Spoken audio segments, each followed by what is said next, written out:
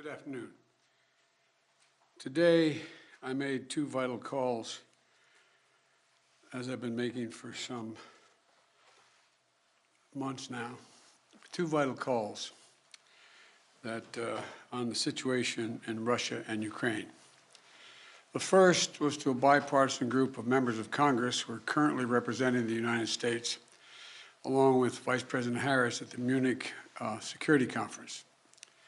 The second was the latest in a series of calls over the past many months with the heads of state of our NATO allies and the European Union to bring them up to date on what the United States thinks is the current state of affairs and what's likely to happen in Ukraine in the coming days, to ensure that we continue to remain in lockstep, that is, the European Union and NATO. Despite Russia's efforts to divide us at home and abroad, I can affirm that has not happened.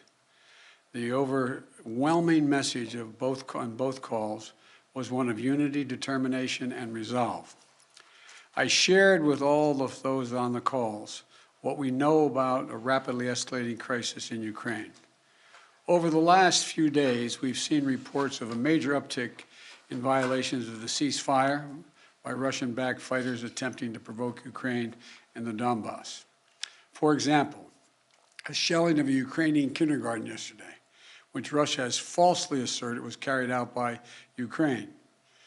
We also continue to see more and more disinformation being pushed out to the Russian public, including Russian-backed separatists, claiming that Ukraine is planning to launch a massive offensive attack in the Donbass. Well, look, there is simply no evidence of these assertions, and it defies basic logic to believe the Ukrainians would choose this moment, with well over 150,000 troops arrayed on its borders, to escalate a year-long conflict. Russia's state media also continues to make phony allegations of a genocide taking place in the Donbass and push fabricated claims warning about Ukraine's attack on Russia without any evidence. That's just what I'm sure Ukraine's thinking of doing, attacking Russia. All of these are consistent with the playbook the Russians have used before, to set up a false justification to act against Ukraine. This is also in line with the pretext scenarios that the United States and our allies and partners have been warning about for weeks. Throughout these tense moments, the Ukrainian forces have shown great judgment and, I might add, restraint. They refused to allow the Russians to bait them into war.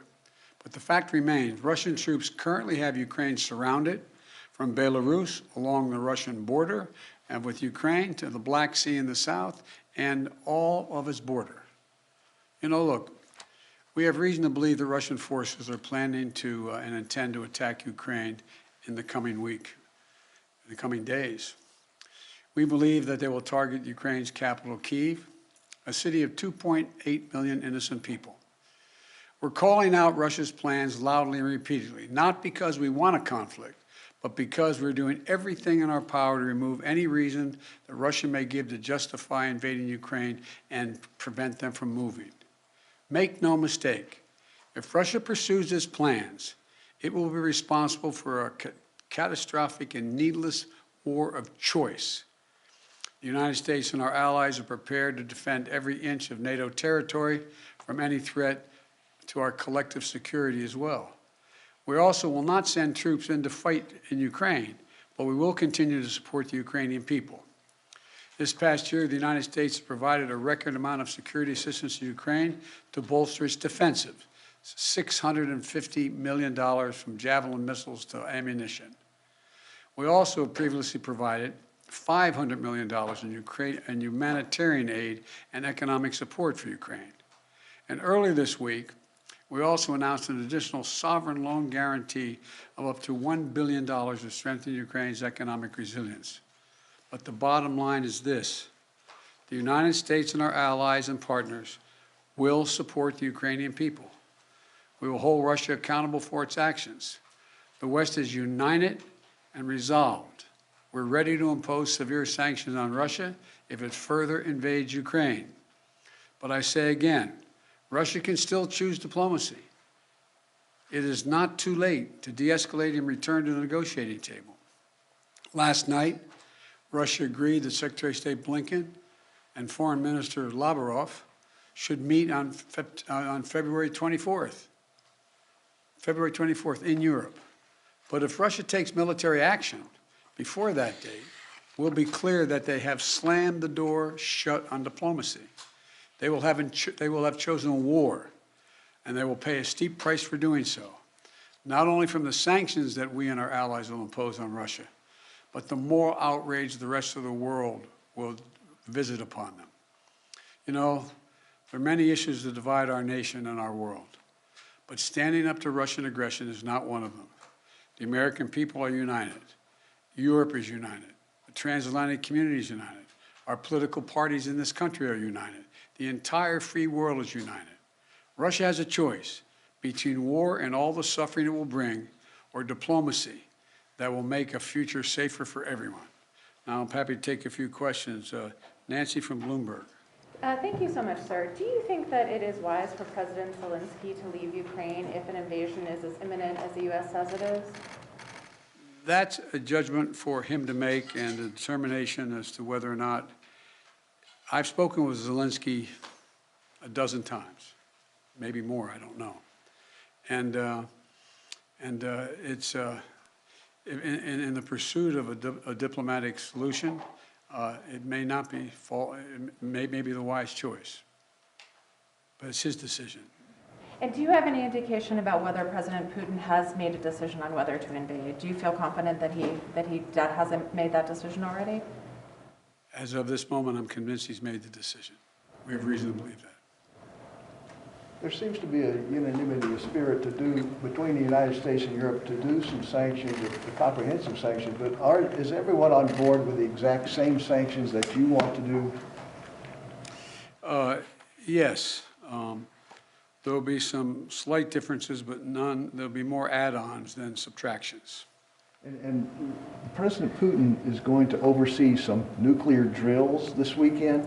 How do you see that happening? What's your reaction to that, sir? Thank you. Well, I don't think he is remotely contemplating using nuclear weapons. But I do think I think he is focused on trying to convince the world that he has the ability to change the dynamics in Europe in a way that he cannot. But I don't, how much of it is a cover for just saying we're just doing exercises and there's more than that, I just can't, it's hard to read his mind. Mr. President, to be clear,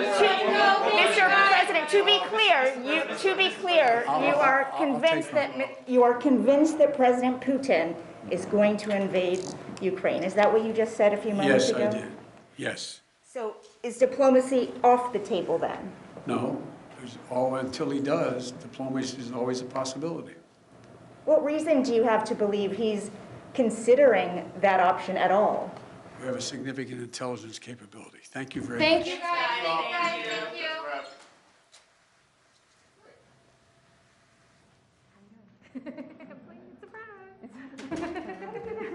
Don't worry about it. Just magic. Make it appear.